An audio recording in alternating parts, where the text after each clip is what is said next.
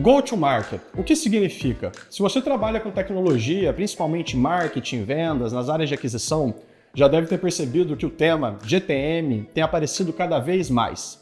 Mas o que isso significa na prática?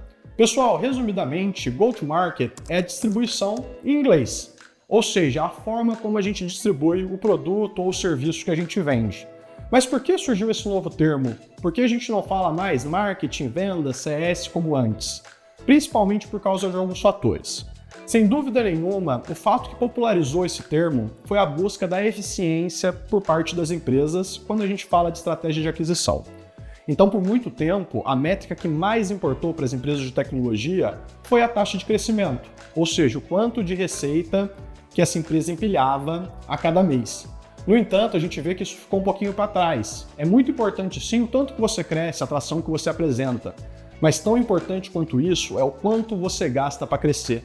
É a sua eficiência, ou seja, como que você aloca aqueles custos, para conseguir ter um crescimento e ele precisa necessariamente ser sustentável. Ou seja, o crescimento a qualquer custo não vale muito a pena quando a gente olha essa perspectiva de crescimento um pouquinho de fora e por um período maior. Mas para a gente ter uma disciplina de go-to-market, para a gente falar que faz GTM, o que a gente precisa fazer? Primeiramente, pessoal, é fundamental que se respeite as premissas da jornada. Então você precisa realmente usar um CRM, ter etapas bem determinadas e um ICP claro. Vocês vão ver que para analisar as alavancas, a gente precisa ter o que a gente chama de visão transversal. Então conseguir trabalhar com o mesmo perfil de clientes na esteira de marketing, de vendas, de produto e, consequentemente, entender ali quais os perfis que têm um maior engajamento, que são mais suscetíveis à expansão. Então, uma das grandes características que são provenientes do respeito às premissas é a capacidade de ter uma visualização transversal.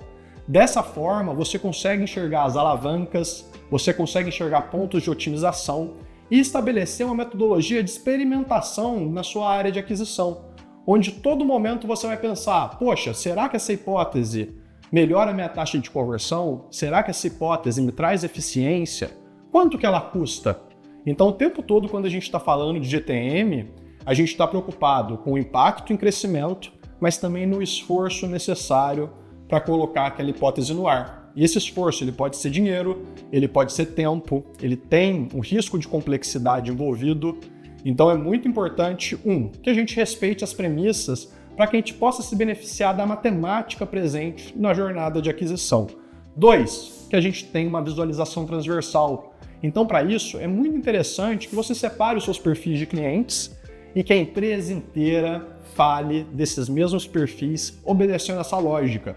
Então, se você tem perfil A, B, C, D, que seja o mesmo perfil em marketing, em vendas e produto, e que todo mundo entenda qual que é o grau de dificuldade desse perfil e o impacto que ele traz para essa operação.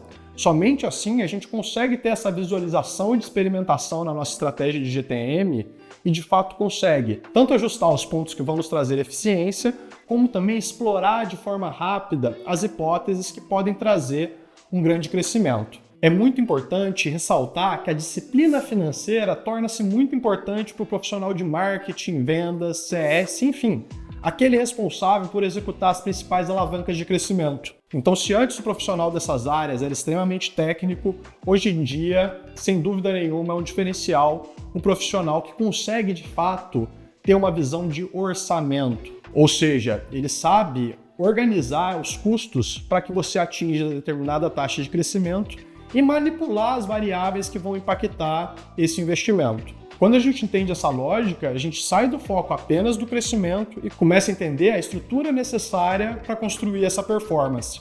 E isso traz o principal benefício de ter uma estratégia de GTM, que é conseguir ter previsibilidade.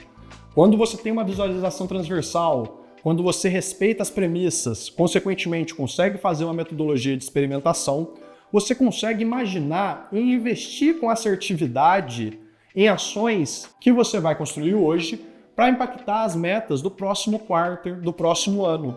Então, dessa forma, você consegue entender, poxa, a meta desse próximo quarter, do ano, a gente tem já uma correlação lógica de como que a gente vai executar. Mas e a meta que é 2 vezes maior daqui 12 meses? E dessa forma, a gente consegue, de fato, iniciar os investimentos de forma inteligente, ou seja, sem desperdiçar dinheiro, para construir a porta pela qual a gente vai passar lá no ano que vem.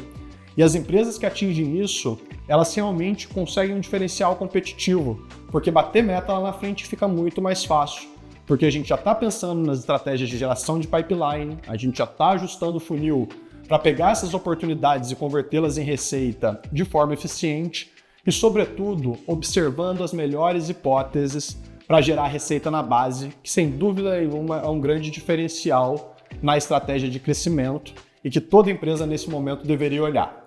Espero que tenha trazido para vocês a diferença de go-to-market para marketing, vendas e CS tradicionais como a gente está acostumado. Se eu fosse trazer uma palavra, é justamente eficiência. Quanto que a gente gasta para crescer, afinal, crescer a qualquer custo ficou para trás. Espero que vocês tenham gostado do conteúdo. Até a próxima!